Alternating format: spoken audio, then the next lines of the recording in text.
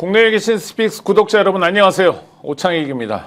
정치권 인사들의 통일교 금품수수 의혹을 수사 중인 경찰청 국가수사본부 특별전담수사팀이 오늘 아침부터 경기 가평군 통일교 천정군, 서울 용산구 통일교 서울본부 등 10여 곳에 대한 압수수색을 진행 중입니다. 전재수 전 해양수산부 장관, 임종성, 김규환 전 의원 등도 포함되었습니다.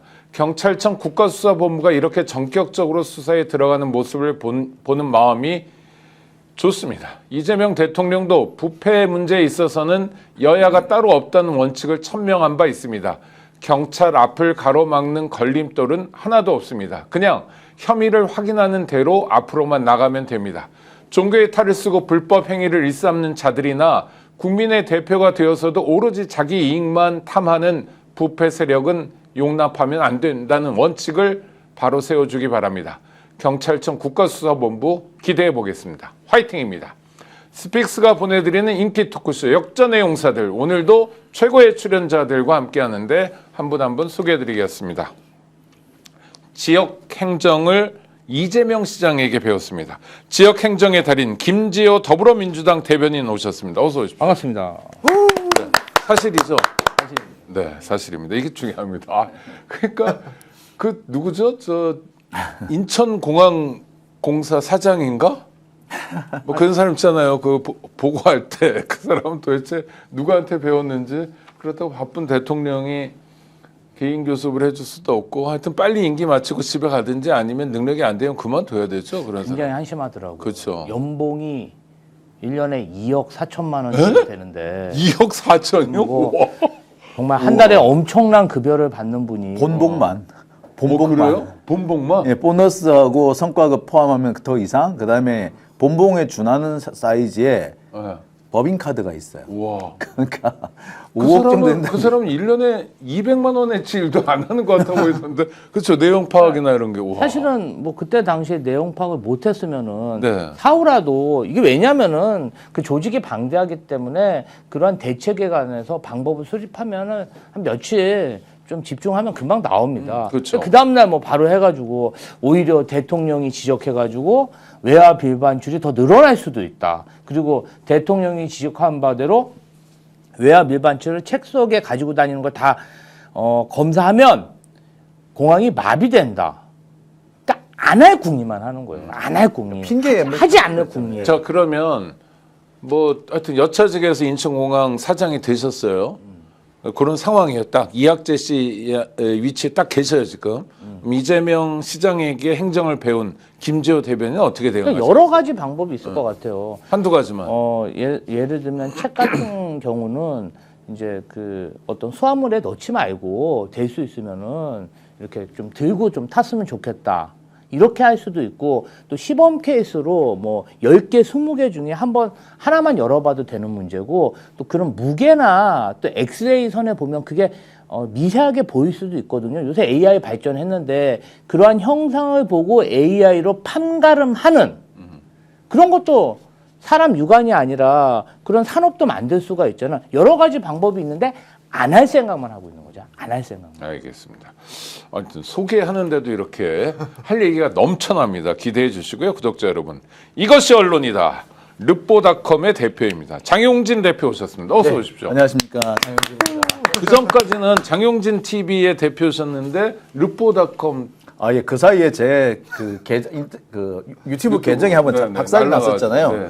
그래서 이제 부계정을 긴급하게 만들면서 르뽀닷컴이라고 했습니다. 원래 이제 제가 이름을 르뽀닷컴이라고 준비를 하고 이제 언론사 준비를 하고 있는 단계였는데 조금 앞당겼습니다. 그리고 네. 이제 지금 현재 계정을 다시 찾았습니다만 일단 르뽀닷컴이라는 이름을 여기 이왕 이렇게 론칭한 김에 계속 한번 밀고 나가려고 합니다. 알겠습니다. 르포닷컴. 예. 그러니까 사실 언론 르뽀죠. 그냥 주는 거 쓰는 게 아니라. 네. 이게 저기 르포 그러니까 리포트죠. 리포트. 네, 리포트가 그냥 리포트가 아니라 이거는 그 내가 들은 것과 내가 찾아낸 것을 함께 만들어서 이렇게 보내는 겁니다. 누가 나한테 뭔가 얘기해 줬다고 해서 그걸 그대로 받았으면 그거는 르포가 아니고요. 그거는 나팔수죠. 그거는 리포트가 아니라 그냥 뺏겨 쓴 겁니다. 카피라이터죠, 네. 말 그대로. 네. 그래서 제대로 된 리포트를 만드는 사람이 되겠습니다. 예. 인천공항에 당연히 가보셨죠. 그럼요. 이번 사건 그 만 원짜리가 아니라 저 100달러짜리들을 뭐 한 100장, 150장 책갈피에 꽂아 나가면 아무 대책도 없다. 외화 밀 반출 얼마든지 가능하다. 배째라라고 얘기하는 이학재 씨한테 혹시 하고 싶은 얘기가 있다면? 저는 되게 황당했습니다. 네. 제가 10년 전쯤에 지금 석동현인가 하는 분이 계시죠? 석동현 검찰 지금, 출신. 예, 네네. 지금 윤석열이 아주 친한 분이라는 네네. 그 석동현 씨가 그 출입국 관리본부 본부장일 때가 있어요. 그때 이제 기자들 법무부의 출입국 관리본부. 네. 뭐 거기 지금 외국인 정책본부 이렇게 좀 이름을 좀 바꿨는데 네. 그때 이제 기자들 특히 법조 기자들을 초청해가지고 인천공항을 이렇게 투어를 한 적이 있어요. 그때 홍보 영상에 보면은 네.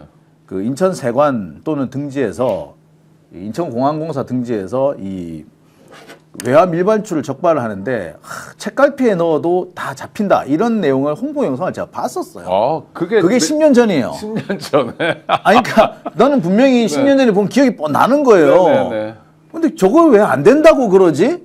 저걸 왜 못 한다고 그러나 싶었어요. 그리고 심지어 뭐 30년 근무한 직원인데 책갈피에 왜 안 넣어서 어쩌고 하는 거를 뭐 그런 범죄 수법은 모른다 그러더라. 그러니까 보니까 이거는 그 이학재 주변에 있는 사람들이 다 썩어 빠진 인간들이고 무능하고 일을 안 하는 사람이 여기서 드러난 겁니다. 제가 최근에 이 얘기를 듣고 기가 차가지고 기사를 쫙 검색을 해봤어요. 네네. 97년 SBS 보도에도 보면은 28년 전에. 네. 28년 전. 뭐라고 되어 있냐면 책갈피에 달러 넣어 가지고 오다가 적발된 사례가 있다. 97년에 그런 보도가 아니 있고요. 그 얘기는 97년에 이미 우리 세관이나 또는 그럼요. 공항의 실력이 그런 사범들을 적발할 실력이 됐다는 거 아니에요? 그렇죠. 28년 전에. 그럼요. 아, 2002년 10월에 나온 연합뉴스 기사에도 보면은 조모 씨라는 사람이 오사카발 대한항공 724편을 이용해서 인천공항으로 들어오다가 딱 걸렸는데 1만 엔짜리 지폐 1,850장을 일본 잡지 지면 사이에 들어오다가 딱 걸렸다. 아. 이게 2002년 기사고요. 자, 이건 또 하나 있습니다. 이거 이제 2009년 파이낸셜 뉴스 기사인데요. 이때는 이모 씨가 특송 화물 속 책갈피에 이 미화 100달러짜리 150장을 한 책갈피당 4매씩 숨겨서 들어오다가 X선 검사에서 딱 걸렸다라는 기사가 이야. 또 있습니다. X선 검사에 그게 다 걸린다니까요. 걸린다니까요. 뭐야 애들 장난도 아니고 연봉 2억 4천 플러스 알파가. 와. 그러니까 아니 적어도 최소한 이런 정도의 팩트 체크도 안 한 상태에서 안 된다고 우기는 거야 지금. 지는 해보지도 않고. 그냥 간단한 검색만으로도 알 수 있는. 그럼요. 이거 진짜 낙하산들 문제네요. 아니, 그러니까 이거 도대체 뭐 이런 것들이 진짜 아니 연봉이 2억 4천이라고 그랬는데 아까 말씀드렸지 본봉만 2억 4천이에요. 네. 거기에 뭐 보너스라든지 뭐 이런 성과급이라든지 그렇죠. 비서들 제공되고 뭐 차량이든. 아까 또 그 법카 이런 거 생각해 보면은 그 액수는 그보다 커져요. 훨씬 커져요.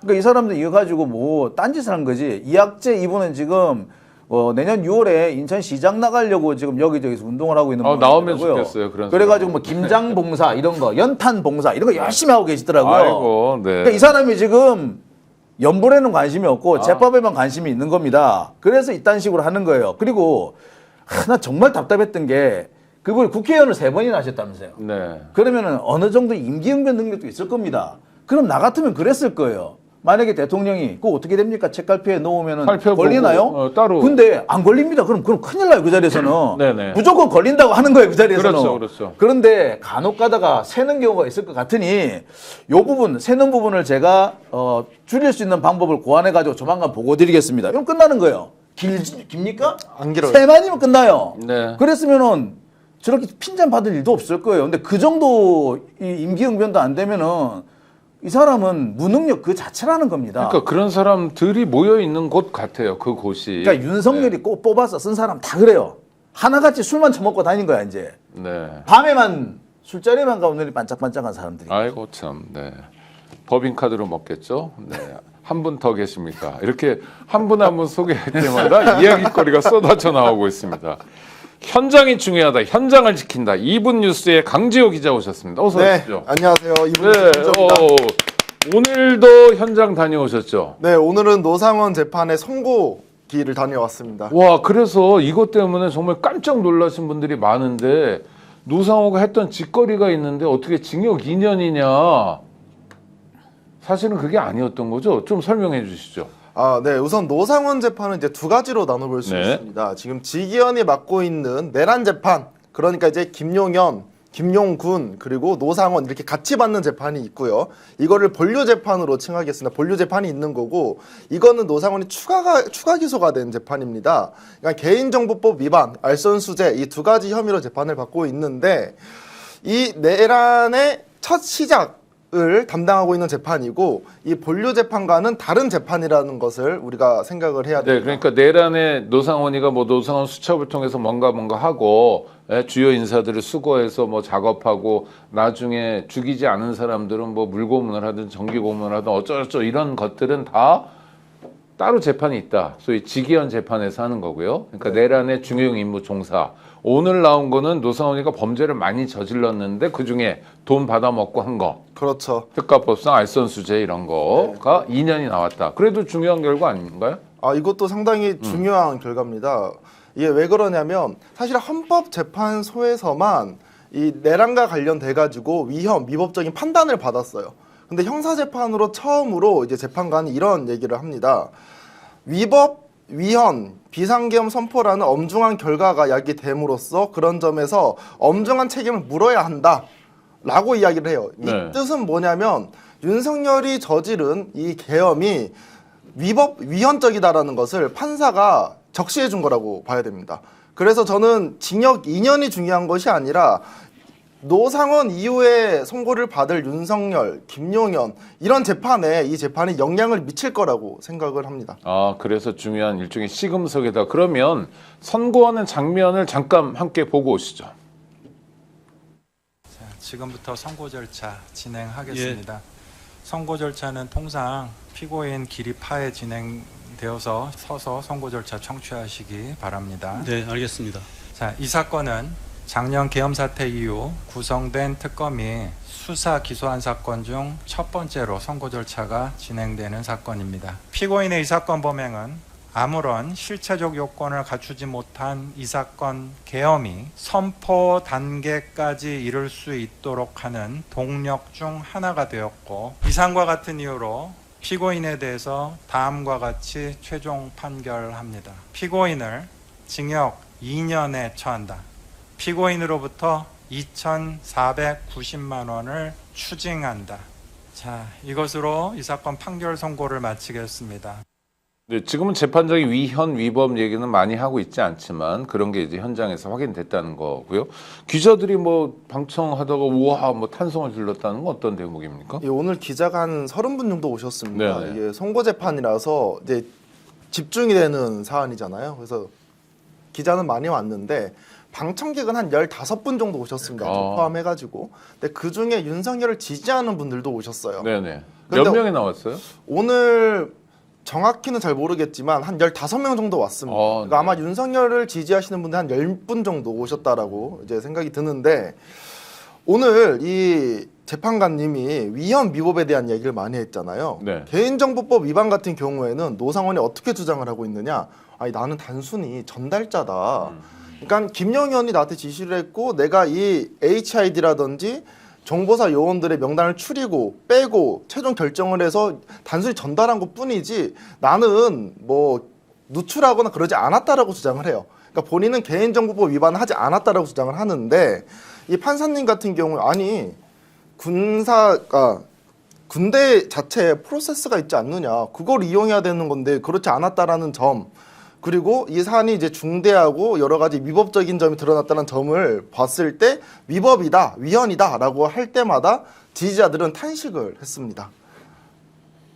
그러니까 윤어게인 세력들이 와가지고 아이고 우리의 카카도 이렇게 되겠구나라고 했다는 거죠. 예, 네. 미리 보는 윤석열 선고라는 네, 거죠. 쌤통입니다. 그러나 얼핏 제목만 처음에 속보로 징역 2년 나왔을 때 많은 분들이 뭐야 이거 무슨 일이야라고 걱정했는데 아직 걱정하실 일은 없고, 그러나 일반적으로 아까 이연복 재판장이었는데 일반적인 법원은 위헌 위법에 대해서 단호한 태도일 것 같긴 한데, 문제는 우리가 조의대나 또는 직위원을 보면 이거 낙관 불허 아닌가 하는 생각도 들어요. 직위원을 믿어도 되나요? 라는 의문이 있잖아요. 이제 네, 지금 김지호 대변인. 불안하긴 하죠. 구속 취소도 하고 직위원 재판부가 사실 이 가족 오락관 같은 소송 지휘를 하고 있지 않습니까? 가족 오락관. 그런데 이제 지금 상황에서 재판을 중단하고 내란 전담 재판부로 도입했을 경우에 사실은 1심 재판이 더 늘어질 가능성이 매우 큽니다. 네. 그리고 최근에 유시민 전 작가님이 이런 말씀을 했어요. 너무 걱정하지 마라. 혹시 직위원이 잘못된 판결을 내리더라도 그때 다시 또 우리 새로운 길이 열릴 수 있다. 저는 좀 그렇게 생각하고요. 지금은 내란 재판 1심 판결을 좀 기다려야 되지 않을까 그런 생각이 듭니다. 그거는 우리 김 대변인의 개인 견해입니까? 아니면 개인 견해. 민주당도 전체로 그런 기도. 아니 그렇지는 않고요. 그렇습니까? 지금 이제 내란 전담 재판부를 도입하자. 네. 그래서 이제 법사위 통과하지 않았습니까? 이제 그래서 이것을 좀 빨리 좀 진행하자. 이제 그런 안이 이미 법사위를 통과했는데 아직까지 본회의 통과 관련해서 이 법안을 어떻게 숙성시킬 것인가, 네, 네. 어떤 방법으로 2심부터 추진할 것인가, 아니면은 여러 가지 조국 혁신당이나 진보 언론에서도 위헌 시비를 걸고 있잖아요. 네, 이 네. 부분을 어떻게 풀 것인가 좀 고민 중에 있습니다. 숙고 중이군요. 네네. 그러니까 하여튼간에 내란 재판에 대해서 국민이 원하지 않는 이상한 이를테면 제2, 제3의 내란이라고 생각할 만한 일들은 막으면서도 네네. 또 하나 여러 가지 혼선은 빚지 않아야 된다. 뭐 좋은 취지인 것 같고요. 뭐 걱정 안 해도 됩니까? 직위원? 일단 제가 보기에 이제 그 법원에서 보면은 이제 사법부에 보면은 일종의 내 이너서클들이 있어요. 네. 이제 그 이너서클에 들어가 있는 판사들도 있겠죠. 이 판사들이 그러니까 이 이너서클 판사들이 대략 어느 정도 어떤 생각을 하는지를 보면은 대체로 재판의 흐름을 알 수가 있습니다. 제가 아는 바로 지금 오늘 판결을 내린 이연복 판사는 소위 말하는 그 이너서클의 한 사람인 걸로 알아요. 그럼 조이대하고 가까운? 조이대하고는 약간 거리가 있어요. 솔직히 말하자면 조이대가 이너서클 아니에요. 이너서클이라는 게 그러니까 저 주류 패권 세력이 아니라 약간 좀 뭐 원래 이제 구주류라고 보는 게 맞죠. 구주류? 조이대는 네. TK 세력인데 네네. TK 세력이 이제 그 서서히 이제 그 힘을 잃고 이제 뒤로 물러나고 있는 상황이었어요. 근데 네. 이 TK 세력의 마지막으로 힘을 보태준 사람이 박근혜였고 박근혜 이후 다시 완전히 퇴조 단계에 들어섰던 거를 다시 한번 그러니까 한번 어떻게 보자면은 무덤에 들어간 애를 다시 끄집어내서 키워준 게 윤석열인 겁니다. 그래서 무덤에 들어가 다시 걸어 나온 사람이 바로 조이대 같은 사람이에요. 네. 자, 그렇기 때문에 이 사람이 현재 주류하고는 약간의 거리는 있습니다. 그러니까 제가 볼 때는 현재 기존 주류하고 조희대식 TK 구주류하고의 약간의 갈등도 현재 존재하는 그러나 걸로. 대법원장이 전권을 가지는 구조에서는 조이대의 영향력을 세다고 볼 수밖에 없는 거 아닌가요? 그렇죠. 근데 이제 조이대의 이제 남은 임기가 얼마 없다라는 것이 중요하겠죠. 앞으로 1년 반 정도 남았는데 그렇게 되면은 그 아까 말씀드렸듯이 사법부 이너서클들이 작동을 할 걸로 보여지고요. 그런 바로미터로 볼 수 있는 게 오늘 이연복 판사의 판결 내용이라고 보시면 대략 맞을 겁니다. 그러니까 조희대나 지기현 이런 사람들이 계속 지금 뭔가 그 좀 내란을 두둔하는 그런 재판을 끌고 가려고 하지만 뜻대로 자기들 마음대로 하기엔 좀 어려울 걸로 저는 보입니다. 네. 지금 오늘 이연복 판사의 판결 내용이 대체적인 흐름이 될 것이다라고 보시는 게 맞을 우리 거예요. 강지호 기자는 직위원의 내란 재판 이제 본 게임이잖아요. 아까 본류 재판이라는 표현 써주셨는데 본 게임 걱정 안 해도 됩니까? 당연히 걱정되는 건 어쩔 수 없다라고 네. 생각을 합니다. 하지만 이제 직위원의 태도 자체가 초기에는 이제 소위 말해 레크레이션 강사 같은 그런 느낌, 네네. 가족 오락관. 재판을 진짜 뭐 가족 오락관 같은 느낌으로 진행을 했다라고 하면 지금은 중개 재판을 함으로써 많은 국민들이 지금 지켜보고 계시거든요. 그 이후에 나름대로의 태도가 많이 바뀌었습니다. 네. 이거를 저는 직위원을 두둔하려고 이런 말을 하는 것이 아니라 직위원의 태도가 왜 바뀌었겠습니까? 많은 분들이 집중을 하고 이 사안에 대해서 계속 지적을 하니까 태도가 바뀐 거거든요.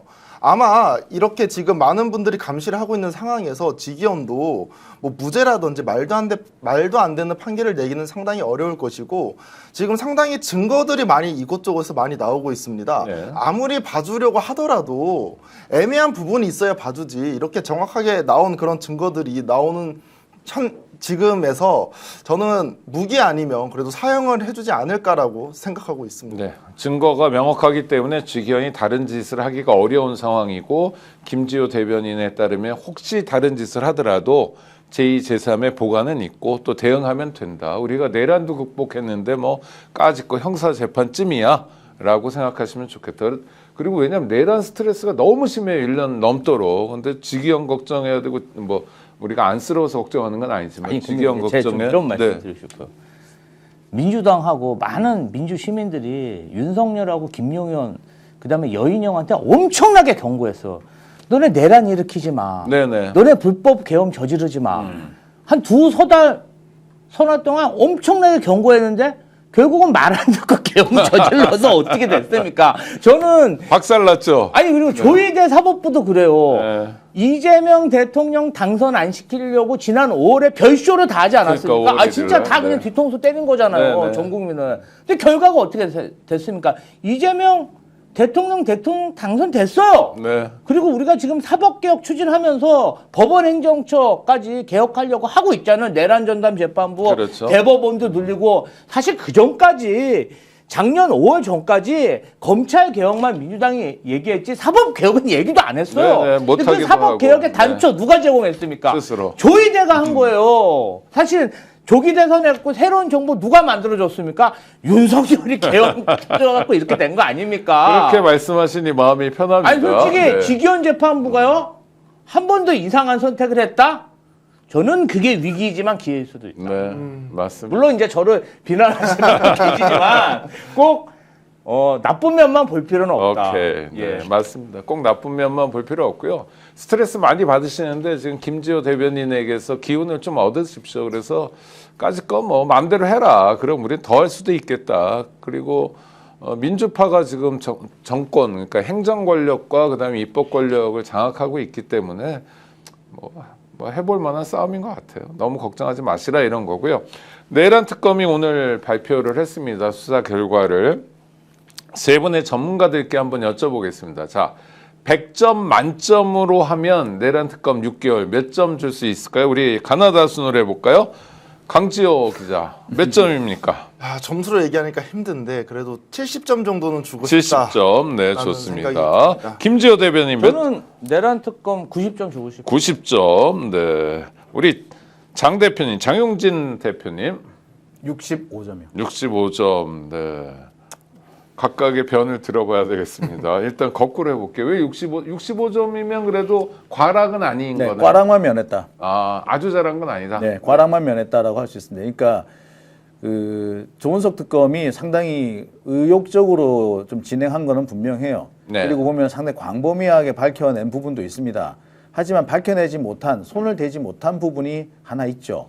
제일 답답한 부분은 아마 오늘 발표 보면서도 다 많은 분들이 저거 왜 저래 하는 부분이 있었을 겁니다. 바로 검찰과 사법부가 내란에 관여했다라는 의혹들.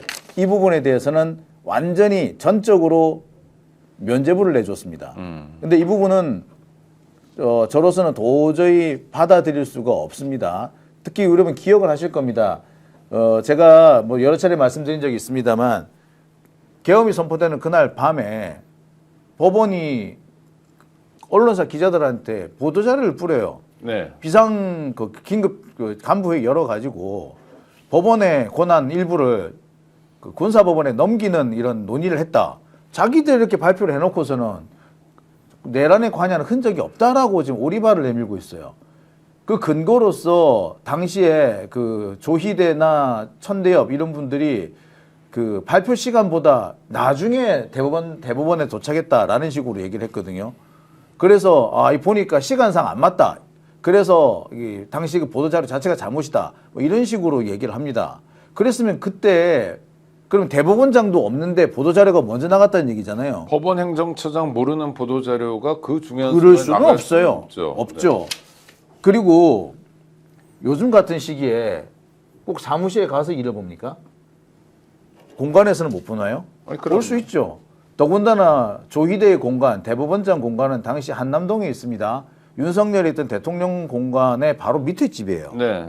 무슨 일이 벌어졌는지 알 수가 없습니다. 따라서 중요한 회의라든지 중요한 협의 혹은 중요한 지시가 대법원장 공간에서 이루어졌을 수도 있어요. 근데 이 부분에 대해서는 완전히 빼버리고 오히려 도착 시간이 훨씬 나중이니까 알리바이가 있다 이런 식으로 발표를 했는데 이 부분에 대해서는 도저히 수긍하기 어렵습니다. 네. 이 그래서 부분에 대해서는 뭐 낙제점이라고 볼 수 있겠죠. 그러니까 그건 낙제고 다른 건 조금 열심히 한 것도 네, 있어서 그러니까 65점이다. 65점이다. 네.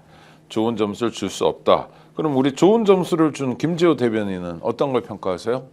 저는 일단 윤석열 내란 속의 피의자가 구속이 취소돼서 그렇죠. 절체절명의 위기가 보리밥 잡고 먹고 있는 다니고 뭐 별짓 다 하고 네, 다녔는데 네, 조은석 특별검사가 일단 재구속을 바로 시켰잖아요. 네, 네. 그게 너무 통쾌하고 그다음에 한덕수, 이상민, 최상목이 얼마나 거짓말 많이 했습니까? 네. 박성재하고. 근데 그 계엄 시기에 계엄 회의에서 국무회의에서 그자들이 거짓말하는 모습들 막 뭐 쪽지를 접어서 그러니까요. 뭐 내 주머니에 있었는데 나는 못 봤다든지 이런 정말 헛소리들을 그 CCTV를 찾아내서 공개함으로 인해서 그 거짓말들을 다 낱낱이 밝혔고 한덕수, 이상민, 박성재를 지금 기소까지 한 거 아닙니까? 네네. 이상민은 사실은 지금 구속돼서 재판받고 있고 또 전 국정원장도 조태열도 지금 구속돼서 재판받고 있는데 이제 이런 것들이 지난 3년간 정말 막 그 쌓였던 체증이 그냥 확 뚫리면서 한덕수 같은 경우는 대선까지 출마했잖아요. 그렇죠. 그러니까 그 노욕이란 노욕은 진짜 이자들이 한 악행을 진짜 전 국민들이 너무나 황당한데 그러한 것들을 다 밝히지는 못했지만 그래도 60-70%는 밝혔다. 저는 좀 아쉬운 게 이 윤석열 내란 속의 피의자가 뭐 아파치 헬기를 휴전선 근처에서 띄우고 K9 자주포로 북한을 위협하고 그다음에 무인기까지 보내서 북한을 굉장히 자극해서 국지전을 어떤 불러일으킬 만한 여러 가지 이적 행위를 했는데 저는 이게 질적으로 아주 나쁜 행위라고 그렇죠. 생각합니다. 자기의 어떤 정권만 연장이 되면은 국지전, 만약에 국지전이 일어났다고 생각해봐요. 막 미사일 쏘고 그래서 접경지 인명이 살상되고 그로 인해서 우리나라 대외 신인도는 얼마나 떨어졌으며 산업 기반은 얼마나 파괴됐겠어요. 정말 그 우크라이나처럼 전쟁이 뭐 전면전은 아니겠지만 국지전만으로도 그럼요. 우리 경쟁국들에 비해서 엄청난 경제적 타격을 그리고 받았을 우리는 다 거거든요. 도시 기반이기 때문에 뭐 잘못 맞으면 도시가스가 터지고 이러거든요. 전기나 굉장히 취약합니다. 그런데 그런 거를 말이야 불사하고 그런 짓거리를 했다는 게 너무나 좀 아쉽고 이 부분 관련해서 어떤 자들이 거기에 가담했는지가 좀 소상이 안 나온 것 같아요. 이 부분은 뭐 종합특검이든지 아니면 국수본이라든지 다른 수사기관이라도 계속 좀 추적을 해서 수사를 했으면 좋겠습니다. 근데 저는 여기서 꼭 짚고 넘어가야 되고 싶은 게 조은석 특검이 수사를 하면서 좀 중요한 거 하나를 빼먹고 있다는 점입니다. 이게 뭐냐면은 내란이 언제 끝났느냐, 쿠데타가 언제 끝났느냐는 쿠데타 종료 시점을 잡는 거거든요. 이 종료 시점이 왜 중요하냐? 종료 이전에 쿠데타군에게 그러니까 윤석열 쪽에 가담했거나 윤석열을 유리하게 한 사람은 다 내란 가담으로 볼 수 있어요. 네네. 근데 그러니까 내란이 2시간 동안 있었냐, 아니면 그렇죠. 적어도 뭐 12월 4일 새벽에 끝난 거냐, 아니면 그 다음 날에도 그렇죠. 계속 진행된 거냐. 지금은 네. 지금 조은석 특검 같은 경우도 보면은 그 과거 이제 95년 대법원 판례에 따라서 계엄이 해제된 시점을 기준으로 그 쿠데타가 끝났다 이렇게 네. 본 것 같습니다. 그러니까 2024년 12월 4일 새벽 6시를 경해 가지고 뭐 쿠데타가 끝났다 이렇게 본 것 같아요. 자, 그럼 문제가 뭐 생기느냐? 박성재라든지 추경호라든지 이런 사람들 그 계엄이 해제되고 난 다음에 사실상 계엄에 가담한 걸로 볼 수 있는 행위들. 그리고 한덕수가 대선 출마하겠다고 그렇죠. 그러던 것도 다 사실 내란 연장이잖아요. 그다음에 지기현이가 윤석열 풀어준 거. 네. 이거 다 내란 이후에 벌어진 일이 돼버려요. 그러니까요. 5월 1일에 조희대 대법원도 그렇죠. 그렇고요. 자, 그런데 가만히 생각해 보세요. 내란이 그때 끝났나요? 그 뒤에도 내란은 계속되지 않았나요? 지금도 안 끝난 거 자, 같아요. 그리고 어떻게 자 계엄이 해제된 시점을 어떻게 그 내란 종식으로 보느냐? 그거는 1980년 신군부가 쿠데타 일으켰을 땐 그게 맞아요. 그건 성공한 쿠데타예요. 성공해버렸기 때문에 이제 더 이상 진압의 기미가 없어요. 따라서 기성질서로 편입된 시점, 그러니까 그때를 기준으로 해서 내란이 끝났다고 볼 수밖에 없었던 겁니다. 그건 편의상. 근데 원래 내란의 종료 시점은 언제냐? 내란을 일으킨 수괴가 감옥에 가는 그 순간에 내란이 끝난 거예요. 네. 자, 그렇다고 본다면 윤석열은 어떻게 봐야 되느냐? 탄핵 소추가 탄핵 판결이 난 그 시점. 2025년 4월 4일이었죠. 그렇죠. 그 날을 기준으로 해서 그 이전에 일어난 행위는 전부 다 내란 가담으로 봐야 되는 겁니다. 그러면 박성재고 추경호고 다 감옥에 가는 거였어요. 지금 보면은 박성재 영장 기각을 한 판사가 혐의의 다툼이 있다라는 식의 판결을 내렸는데 우리는 이해가 안 가죠. 아니, 어떻게 이 내란 가담 혐의를 어떻게 혐의의 다툼이 있을 수 있다라고 하느냐. 그 이유는 그겁니다. 내란이 끝났지 않냐. 내란이 끝나고 난 다음에 내란 가담하는 행위. 분명히 내용상 내란 가담 행위는 맞는데 내란이 끝났는데 내란 가담하는 게 무슨 과연 문제가 있겠느냐. 그러니까 다툼의 소지가 있다고 본 거예요. 근데 만약에 내란 종료 시점을 윤석열이 탄핵 선고를 받은 그 시점으로 미룬다. 그러면 박성재 모든 행위는 다 내란 가담이 되는 겁니다. 아주 중요한 지점이고요. 또 하나 중요한 건 내란 시작은 그러면 12월 3일 10시였느냐. 네. 아니잖아요. 오늘 특검 수사 결과로도 2023년 10월 이전부터 그렇죠. 해고 뭐 했다는 거잖아요. 그러면은 상당히 긴 시간 동안 내란이 진행됐다고 그렇습니다. 보고 국방부 장관 말을 안 들을 거니까 뭐 경질하기도 하고.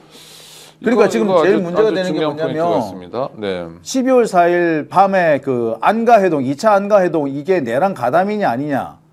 내란 가담이 되는 거예요. 이제 그 내란 종료 시점을 이제 연장을 하게 될 경우에는. 네. 그러니까 이게 상당히 중요한 여건이 되는 겁니다. 근데 이번에 이 조은석 특검은 내란 시작 시점은 정확하게 밝혔지만 내란 종료 시점에 대해서 애매한 태도를 보이고 제대로 밝히지 못했습니다. 그러니까 반밖에 못 받는 거죠. 네. 그래서 낙제만 살짝 넘겼다라고 네, 말합니다. 그런 면에서 점수가 낮고 우리 강지호 기자 70점 주셨는데 70점 포인트는 뭘까요? 저도 원래 김지호 대변인처럼 한 90점 주고 싶었어요. 아, 네. 그런데 이제 왜 제가 마지막에 점수를 깎았냐면 오늘 이제 발표를 보면서 이제 김건희라든지 사법부에 지금 면죄부를 주고 있는 것이 아니냐. 예를 들면 사실은 워낙 많은 쟁점과 워낙 많은 증거가 있었기 때문에 김건희나 사법부 쪽까지 영향이 미칠 수 없을 수도 있다라고 생각이 듭니다. 워낙 내용이 많으니까.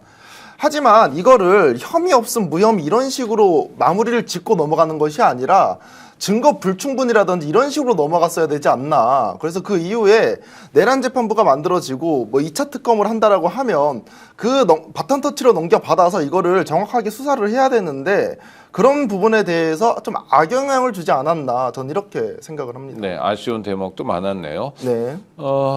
조국 혁신당과 민주당이 이와 관련한 기자회견을 했는데요. 잠깐 보고 오시겠습니다. 특검이 서둘러 수사 종결을 결정한 것에 대해 조국 혁신당은 유감을 넘어 강력한 규탄의 뜻을 밝힙니다. 조희대 대법원장은 계엄 당일 밤인 2024년 12월 4일 새벽 긴급 심야 간부 회의를 소집해 대법원의 사법 기능을 계엄군으로 이관하는 문제를 논의했습니다. 국민이 피 끓는 심정으로 계엄의 위법성과 온몸을 던져서 싸울 때 국민 기본권이 최후 보려야 할 대법원은 내란 성공을 전제로 계엄 사령관에게 사법권을 갖다 바치려 한 것입니다. 지금 국민의 분노는 윤석열 개인을 넘어 내란을 방조하고 비호했다는 의심을 받고 있는 조희대 사법부를 정면으로 향하고 있습니다. 조희대 대법원장 체제의 사법부는 더 이상 중립을 가장할 수 없습니다. 조희대 관련 의혹에 대해 제대로 된 수사조차 없이 무혐의 판단을 내리고 김건희 씨에 대해서도 동일한 결론을 반복한 것은 내란 특검의 취지와 성과를 훼손한 뼈아픈 대목입니다. 박찬진 선임 부대변인이 뼈아픈 대목이라고 표현했는데 그런 것 같습니다. 부족한 점이 있고요. 그래서 더 많은 점수를 못 받았는데 자 수사에서 미진한 게 있다는 건 세 분 다 동의하시는 거죠. 아쉬운 점이 있고 그러면 여기서 끝난 게 아니라 하여튼 범죄는 명명백백하게 밝혀야 되잖아요. 이후에 어떻게 해야 되느냐 뭐 종합특검이냐 아니면 경찰 국수본이냐 여러 가지 얘기 있는데요. 어느 분이 받아주시겠습니까? 저는 일단 이게 경찰 국수본이 하기는 어렵다고 봐요. 네. 왜냐하면은 앞으로 밝혀야 될 때는 사법부예요. 사법부와 검찰일 겁니다. 그리고 아직까지 드러나지 않은 내란의 어떤 그 핵심 세력이기 때문에 이거는 기존 기득권 카르텔이 될 가능성이 높거든요. 네. 그러니까 경찰이 하기에는 좀 한계가 있을 겁니다. 따라서 제가 볼 때는 이거야말로 이제 제2특검, 제2 내란 특검이 있어야 되지 않겠는가. 그러면요, 제2내란 특검이 그러니까 지금 내란 특검, 김건희 특검이잖아요. 최혜병 특검이 이제 일단락이 됐다고 하고 거기도 좀 미진한 부분은 있지만 그러면 흔히 얘기하는 종합 특검이에요, 아니면 따로 내란 특검이에요? 장 기자. 내란 특검만큼은 따로 해야죠. 따로 내란 특검이다. 제2 내란 특검이 필요하다. 네. 그다음에 우리 김지호 대변인 어떻게 보세요? 지금 정청래 지도부 민주당에서는 이 제2 종합특검에 대해서 오늘도 굉장히 세게 발언을 하셨고 반드시 추진하겠다고 천명을 하셨습니다. 네. 근데 어떤 방법으로 어떤 대상을 어떤 범위에서 할지 또 이런 기간까지는 아직 공개를 안 한 부분이 있거든요. 그러나 뭐 굉장히 저건 많이 하셨을 거 아니에요. 구상이나 이런 거는 그렇죠. 내부적으로는 예, 검토도 많이 그런데 하시고. 이제 네. 또 국민들이 예를 들면 김건희의 범죄 의혹 이거는 뭐 캐도 끝이 없잖아요. 그렇죠. 너무나 네. 모자르고 네. 그리고 내란 관련해 가지고 뭔가 좀 일반 이적과 관련된 그러한 범죄 혐의들 이런 것들도 사실 국가 반역에 관한 사항이기 때문에 이 부분을 단죄하지 않으면 앞으로 대한민국이 나아가기가 어렵습니다. 또다시 이런 일을 꾀하는 자들이 나타날 수 있을 거 아니겠어요? 그냥 넘어간다면? 네. 그럼 반드시 해야 되는데 어떤 명분을 가지고 추진해야 하니까 조금 조심스럽게 여론도 좀 모으고 당내 의견을 모아가지고 또 그것뿐 아니라 내란 전담 재판부 문제도 있고 법 왜곡죄 문제도 있지 네. 않겠습니까? 지금 기득권층이 똘똘 뭉쳐가지고 지난주부터 굉장히 공격이 거셌고 거기에 진보 언론과 조국 혁신당도 내란 전담 재판부 관련해서는 굉장히 부정적인 지금 입장을 취하고 있기 때문에 정부 여당 그리고 압도적인 다수당을 차지하고 있는 민주당 입장에서는 좀 이 부분을 여론을 만드는 그 숙성 과정이 필요하고 또 국민의힘에서는 필리버스터로 뭔가 입법 전쟁을 하고 있습니다. 그러면 필리버스터를 끝내는 그러한 어떤 방법에 있어서도 조국 혁신당의 좀 협조가 필요한 부분이 있거든요. 그래서 여러모로 지금 고민이 많은 상황입니다. 네, 누누 보리맘님이 슈퍼챗을 쏴주시면서 내란 세력들 오늘 축보 쐈을 듯. 근데 민주당은 뭐합니까?인데 꼭 그런 건 아니고 오늘 재판이 오히려 내란 세력들 입장에서는 굉장히 탄식이 쏟아져 나오는 법원으로부터 위헌 위법을 확인받는 그런 재판이라는 면도 있다는 거를 조금 감안해 주시고요. 하여튼 함께해 주셔서 감사합니다. 우리 강 기자 보시기에는 어떻습니까? 출구를 마련해야 되잖아요. 미진한 부분에 대해서는. 네. 저 같은 경우에도 뭐 우리 쪽에서 급할 필요는 없다. 그렇기 때문에 아직 밝혀지지는 혐의가 많지 않습니까? 특히 저 같은 경우에는 김건희가 이 내란과 관련돼서 무조건 관여가 돼 있다라고 저는 생각을 하고 있거든요. 아직 증거는 나오지 않았지만. 네. 그리고 이제 조희대 대법원장이라든지 지기현 그리고 그 안에서 있었던 국회의원들 이 사람들에 대한 혐의도 좀 밝혀져야 된다라고 생각을 해요. 그래서 저도 이 특검을 이제 종합 특검이 아니라 개별적인 다 특검을 하나 형성을 해가지고 이 사람들의 혐의를 밝혀야 된다. 제2의 특검을 해야 된다라고 생각을 합니다. 네, 알겠습니다. 근데 오늘 조은석 특검이 그 쭉 수사 결과를 읽으면서 하나 좀 제가 약간 다리가 풀린다 이런 느낌이 윤석열 일당이 북에 도발을 시도하잖아요. 그런데 북한이 응하지 않아서 국지전이 안 일어났다. 그 우리의 지도자가 윤석열입니까? 김정은입니까? 아니, 그러니까 김정은이 말짱해가지고 국민들이 안 죽은 거 이렇게 돼버리니까 정말 속상하더라고요. 거긴 훨씬 더 일관되고 그렇죠? 북한이 그때 당시에 한국이 쳐들어올까봐 휴전선 인근에 대전차 방호벽을 일제히 세운 거 아닙니까? 네네. 그리고 이제 우크라이나 전쟁에 참전하고 군수물품을 대면서 상당 부분 그 화력 관련 미사일이라든지 포탄이 러시아의 어떤 금전 관계로 넘어갔답니다. 네네네. 만약에 전쟁이 일어나면 속수무책으로 당할 수도 있겠다. 그런 트라우마가 있어서 굉장히, 왜냐하면 평상시 같으면 도발을 했을 텐데 도발을 하나도 안 하고 뭐 그런 걸로 봐서는 양국 간의 국력 차이도 너무 심하고 그렇죠, 국력 그동안 차이가 뭐 핵을 만든다, 미사일을 쏜다 이런 것들이 다 김정은의 뻥이었다. 정작 대한민국의 이상한 대통령이 진짜 국전 및 전쟁 준비를 하니까 무서워서 아무것도 못했다. 이제 못 보내니까 쓰레기만 보낸 거예요. 화는 나니까. 아니 근데 왜냐면 핵전쟁을 하면 완전히 다 끝이니까 그건 뭐 상상하기 어려운 그러니까 거고. 그 시기가 참 애매한 것이 이제 겨울이잖아요. 네. 겨울이 되면은 이렇게 보면은 이제 계절풍의 영향을 좀 받습니다. 성층권 내가 이게 지상의 계절풍하고 성층권 계절풍의 방향이 반대인데 이렇게 되면은 이게 핵을 잘못 쓰면은 북한에도 피해가 간대요.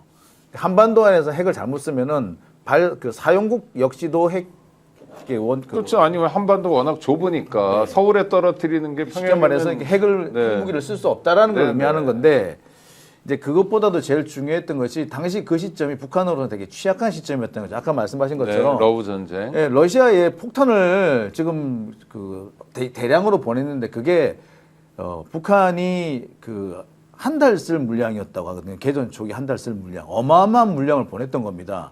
달리 말하자면 자기들이 쓸 게 없었던 거예요. 생산을 해서 돌려야 되는데 당장 생산할 시설이 당장 가동되는 것도 아니었던 겁니다. 그러니까 이 사람들은 당시 만약에 전쟁이 났다고 한다면 당장 쓸 포탄이 없었던 거예요. 할 수 없었던 거죠. 그러니까. 이재명 대통령이 12월 3일 1년 맞아가지고 했던 표현 중에 우연히 겹쳐서라는 표현이 있는데 그렇잖아요. 이런 게 다 우연적 요소들이 물론 기본은 이제 국민들이 민주주의를 지키는 국민 역량이겠지만 참 기가 막힌 상황을 살아가고 있습니다. 기가 막힌 사람들 한번 더 보실 텐데요. 정신 건강에는 약간 해로울 수 있지만 그래도 한번 보시죠. 짧은 시간밖에 안 됩니다. 11월, 12월 최근 3번 조사에서 국민의힘 지지율은 평균 21%였습니다. 현재 국민의힘은 상대보다 지지율, 결집도, 중도 확장성, 그 총합인 선거 경쟁력에서 크게 뒤지고 있습니다.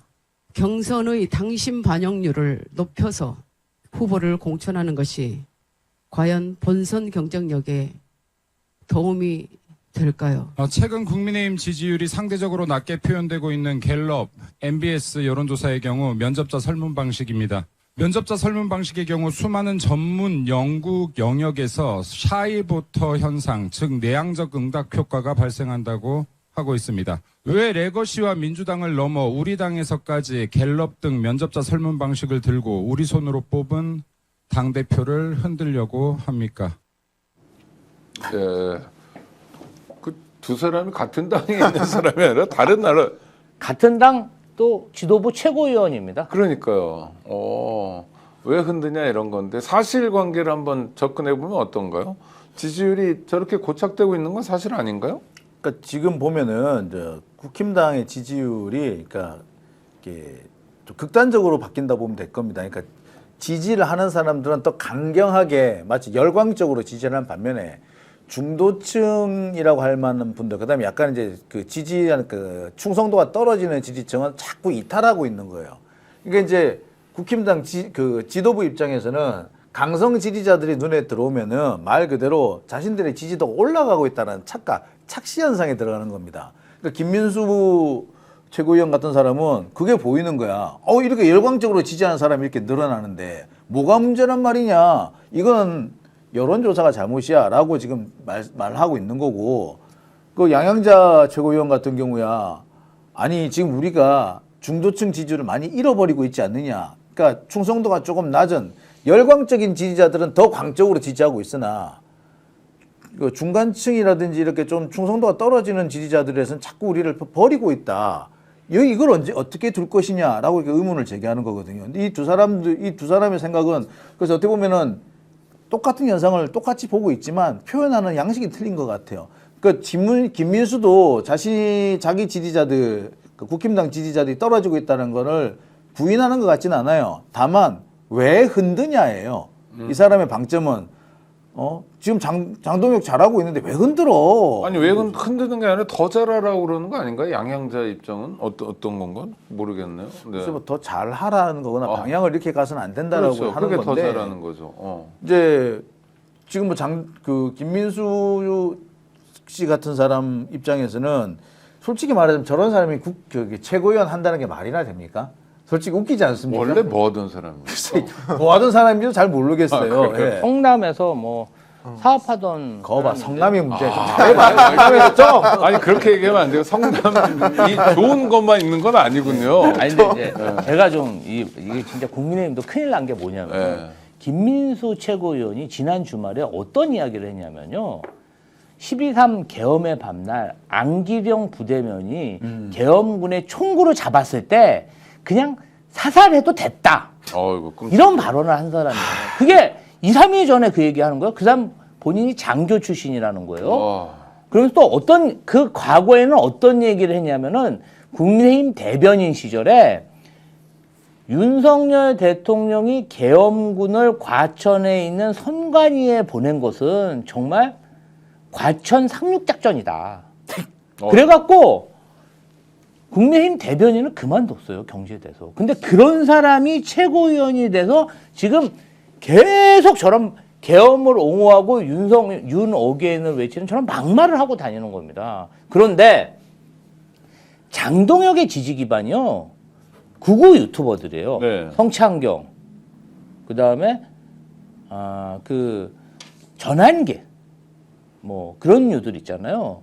그런 구구 유튜버 4대 천왕이라고 하는데 뭐 멸공TV, 장해찬 이런 사람들의 표를 받아가지고 당대표가 되다 보니까 이 윤 어게인 세력으로부터는 벗어나질 못하는 겁니다. 그런데 이제 친한계에서는 계속 또 장동혁을 좀 약을 올리고 흔들고 내가 당대표였으면 더 잘했을 수 있는데 이렇게 좀 약을 올리고 있는 상황이고 이 모습을 가만히 보고 있던 친윤계에서는 뭔가 좀 뒤통수를 때리면서 비대위 체제로 바뀌면 본인들이 또 공천권을 행사할 줄 않겠습니까? 그래서 새 세력들이 나는 뭐 이렇게 지루 비주류는 봤어도 이렇게 선거를 앞두고 서로 먹겠다. 사리사욕, 각자 도생 이런 당은 처음 봤습니다. 큰일 났다. 각자 도생하면 셋 다 망하는 거 아닙니까? 셋 다 망하는 거죠. 지금 여론조사들이 쭉 나오는 걸 보니까 서울시장 선거만 하더라도요. 정원호 성동구청장, 박주민 의원 등이 오세훈 현역 시장에게 이기는 여론조사가 계속 나오더라고요. 그러니까 지금 보면 아직 후보도 안 정해진 상태여서 민주당에서는 누가 나가도 이기겠다 판. 이 얘기는 곧 뭐냐면 지방선거에서 국힘이 너무 어려운 판이라는 걸 보여주는 것 같은데 이래도 입장이나 태도가 안 바뀌는 건 어떤 이유일까요? 경상북도만 먹으면 되나요? 제 생각에는 양양자 같은 경우에는 이후에 국민의힘 호흡기 정도는 달 수 있는 방향인 것 같고 김민수의 방향은 호흡기를 떼는 방향이라고 생각을 때는 합니다. 어떻게 돼요? 하지만 자가 호흡을 하나요? 근데 문제는 이겁니다. 대기업에서도 임원 달잖아요. 그 임원은 회사를 위해서 일합니까? 본인을 위해서 일합니까? 계약직이잖아요. 계획을 따더라도 회사가 망하더라도 본인이 한 번 더 하면 되는 겁니다.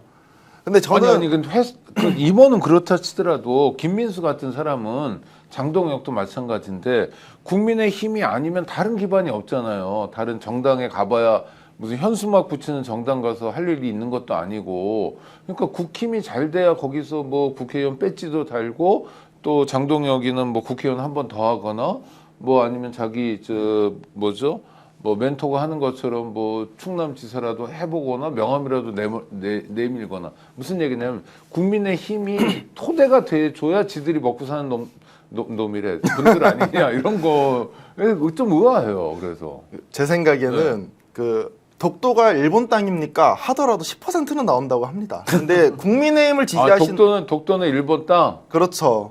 다케시마. 그렇죠. 다케시마.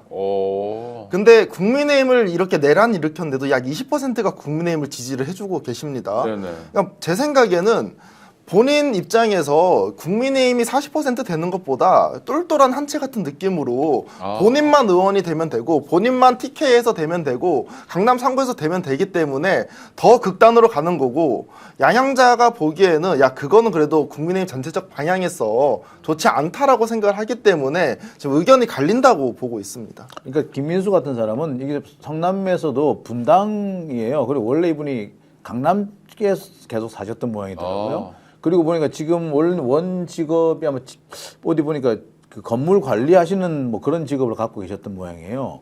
그런 분도 정치할 수는 있죠. 예, 뭐 하여튼 뭐 그 부분은 뭐 하는데, 그러니까 왜냐하면 제가 말씀드린 거는 이분들은 이렇게 강하게 극단적인 표현을 해야지 지지자들이 몰린다는 거죠.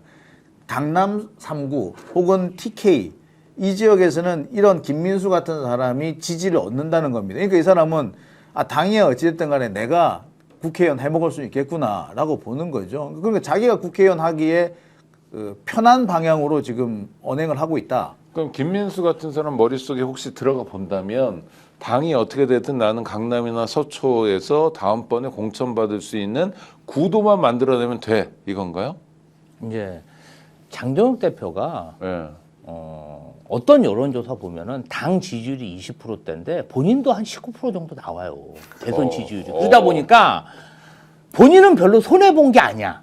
네. 옛날에 1년 전만 해도 한동훈 뒤 졸졸졸 쫓아다니는 존재감 없었죠. 존재감 없는 정치인이었는데 그 1년 동안 윤어긴하면서 본인은 당대표에 국민의힘의 대선 주자 부동의 1위까지 올라섰거든요. 그러면 지금 생각해서 솔직히 이번 지방선거 TK, PK에서 어느 정도 선전하고 본인이 패배 책임을 지고, 저도 기존에 남아있는 그런 대권 후보들을 이번 참에 고사시키면 본인이 언제든지 다시 돌아와서 국민의힘을 접수하고 다음 대선 후보의 보수의 가장 유력한 후보가 될 수 있다. 그 두 번째로는 국민의힘 정치인들이 항상 하는 얘기입니다. 우리 정치는요, 잘해서 대통령이 되는 게 아니고 남이 못해서 대통령이 되는 겁니다.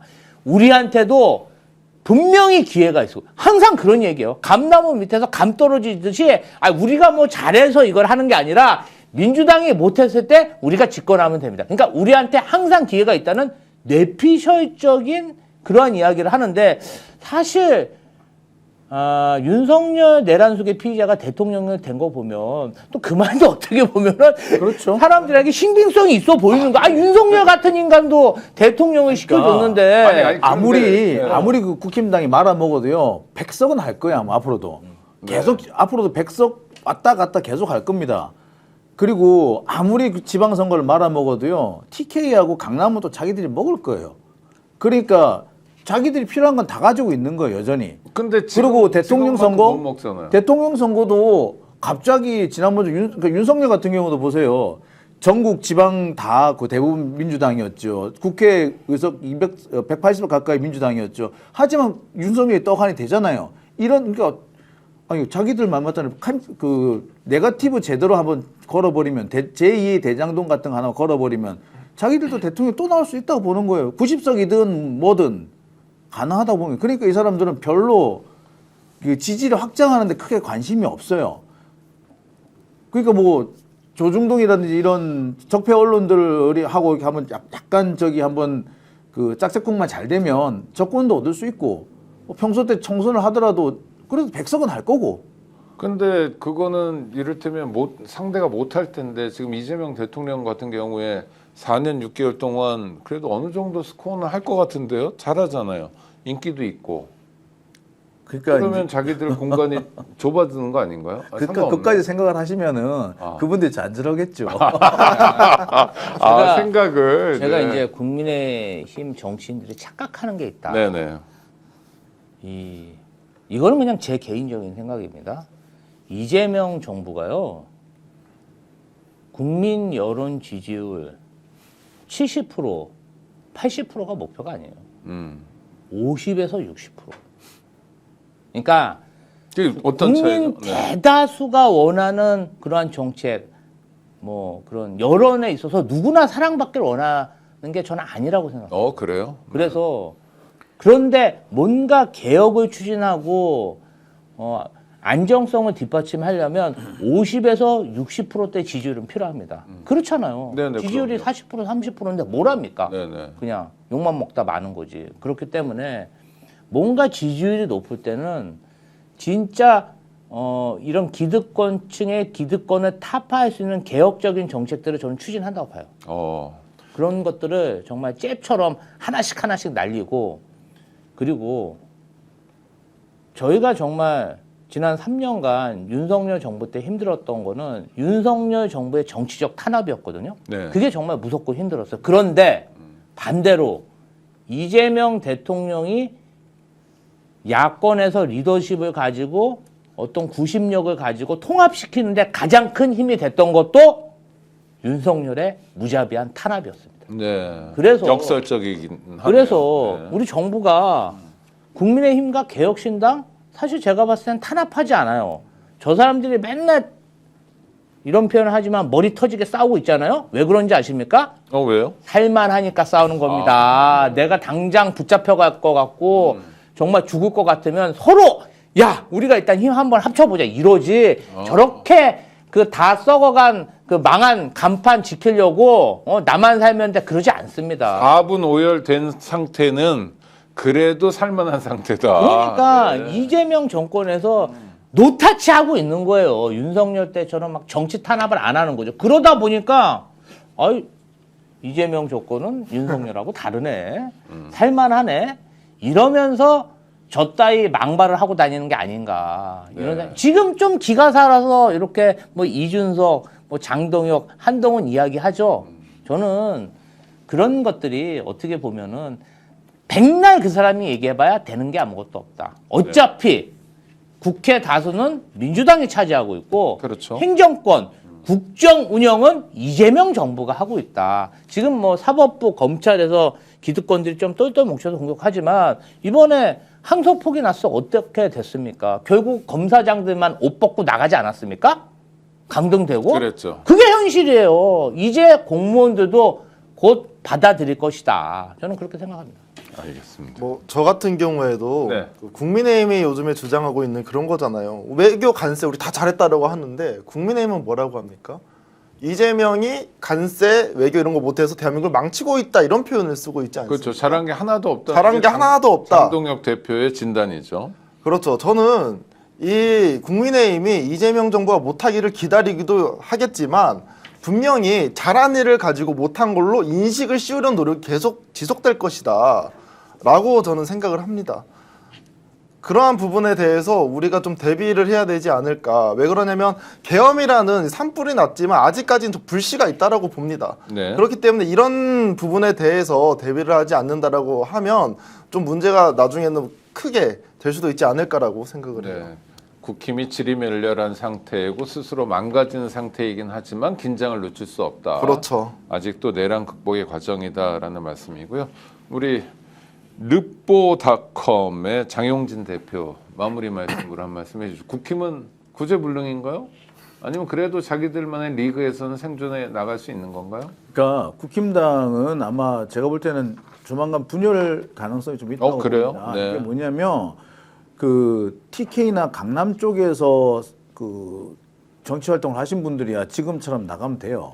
하지만 그 밖에 지역에 있는 사람들은 이런 식으로 활동하면 다 죽어요. 그렇죠. 그러면 이분들은 자신들도 살 길을 찾아야 될 겁니다. 그렇게 되면은 기존의 그 국힘당의 이 간판으로는 불가능할 거라고 보여져요. 그렇게 되면은 분열 어떻게 보면 불가피하다 보면 이게 양양자 의원 같은 분 같은 경우에는 도저히 저 상태로는 뭐 어디 가서 명함을 내밀겠습니까? 그러니까 이분들을 중심으로 한 새로운 어떤 세력이 나올 걸로 보여. 다만 내부적으로 상당히 그 치열한 투쟁이 벌어지지 않겠는가 이렇게 저는 보여집니다. 아니 나오더라도 그분들이 유의미한 정치 세력이 되려면 국회의원도 좀 가지고 있어야 되는데 네. 그건 어려워 보이는데요. 많이 어려울 거죠. 네, 네. 하지만 지금 이준석 같은 사람이 뭘 꿈꾸고 있냐면 국힘당이 해산되는 걸 꿈꾸고 있어요. 네, 네. 그러면은 자기들이 이렇게 입싹줍기를 할 수 있다고 보는 거예요. 아, 그러니까 지금 뭐 양양자 의원 같은 분도 그런 생각을 계산을 할 수도 있다. 뭐 제가 알기로는 뭐 유승민 의원도 그런 생각이 전혀 없는 것 같지는 않더라고요. 네. 그러니까 그런 계산을 한다고 본다면 글쎄 조만간 가시화될 가능성도 있습니다. 네. 하여튼 뭐 지방선거를 앞두고 합종 연행도 있고 뭐 여러 가지가 있을 것 같은데 중요한 건 내란에 대한 분명한 태도가 아주 중요한 잣대라는 겁니다. 스픽스 열심히 노력하고 있는데요. 구독, 좋아요로 성원해 주시기 바랍니다. 아까 댓글 중에 어떤 구독자분이 입장할 때 좋아요 누르고 시작했어요 라고 말씀하셨는데 정말 바람직한 태도입니다. 드릴 말씀도 있습니다. 더 착한 보험 파트너스. 단순히 보험 가입만 하는 곳이 아니라 최적의 보험 플랜을 만들어서 제안해 줍니다. 지금 가입한 보험이 우리 구독자 여러분께 맞는지 진단 서비스 해주시고요. 리모델링 안내부터 맞춤 상품 제안까지 해줍니다. 전화번호 기억하시죠? 1644-1236 휴대전화도 있습니다. 010-7612-3303 010-7612-3303 카톡 또는 문자 상담 예약은 24시간 가능하고요. 네이버에서 더 착한 보험 파트너스 해도 들어갑니다. 유사 상품이 좀 많으니까 명칭을 정확하게 점검해 주시기 바랍니다. 현명한 보험 플랜 만들어 보시기 바랍니다. 무조건 써야 하는 인터넷, 휴대폰, 정수기 렌탈 의외로 매월 나가는 요금 부담됩니다. 우리 구독자 여러분의 부담을 줄이기 위해 비교원에서 준비한 최대 108만 원 혜택이 준비되어 있습니다. 인터넷 TV 신규 가입 시 48만 원, 인터넷 가입과 함께 휴대폰 통신사 변경 시 최대 30만 원, 정수기 렌탈 시 최대 30만 원, 추가로 스픽스 채널 보고 상담 받으시면 그리고 가입하시면 비밀 혜택도 있습니다. 자세한 내용은 전화번호 1670-2571, 1670-2571을 통해 상담받으시거나 네이버에서 비교원 검색하시고 상담 신청하시기 바랍니다. 함께 할수록 더 큰 혜택이 있는데요. 본인이 가입하고 난 다음에 지인을 추천하면 추천할 때마다 최대 8만 원 모바일 상품권도 드립니다. 이거는 이번 달까지입니다. 2025년 12월에 한정입니다. 그리고 좋은 상품 또 하나 마지막으로 알려드리겠습니다. 스픽스와 프렌치 페이퍼가 함께합니다. 동해안 해돋이 2박 3일 패키지입니다. 자기 방에서 해를 보는 거예요. 12월 30일부터 1월 1일까지 예약 문의 전화번호 기억해 주시죠. 010-5550-7219입니다. 5550-7219 9지요. 네. 여러 가지 타입이 있는데 원룸형은 4인 기준에 60만 원 2박 3일에 그렇게 복층형 6인 기준에 70만 원, 풀빌라 원룸형은 4인 기준에 80만 원, 풀빌라 복층형은 6인 기준에 90만 원입니다. 가격이 평소보다는 세다고 생각하실 수도 있지만 일출을 볼 수 있는 경북 울진에 있는 프렌치 페이퍼고요. 풀빌라도 되어 있다는 점을 감안하면 이것도 좋은 가격인 것 같습니다. 패키지 포함 여러 가지가 있는데 조식 제공해 드리고요. 그 다음에 해돋이 시간에는 이게 그 해돋이는 보통 7시 45분쯤 될 텐데 아침에 따뜻한 어묵도 제공해 준답니다. 아메리카노 2잔 제공해 주고요. 그 다음에 여러 가지 혜택들이 있는데 한번 문의해 보시고요. 좋은 사람들, 사랑하는 사람들과 함께 새해를 좋은 곳에서 맞이하는 것도 또 2026년을 오로지 구독자님의 해로 만들기 위해서 좋은 일인 것 같습니다. 늘 함께 해주셔서 감사하고요. 정말 정치평론의 최고봉 세 분과 함께 했습니다. 우리 지역행정의 달인 김지호 더불어민주당 대변인, 그리고 이것이 언론이다 르포닷컴의 장용진 대표, 현장이 중요하다고 현장을 지키는 2분 뉴스의 강지호 기자 세 분과 함께 했고요. 구독자 여러분 다음에 또 뵙도록 하겠습니다. 감사합니다.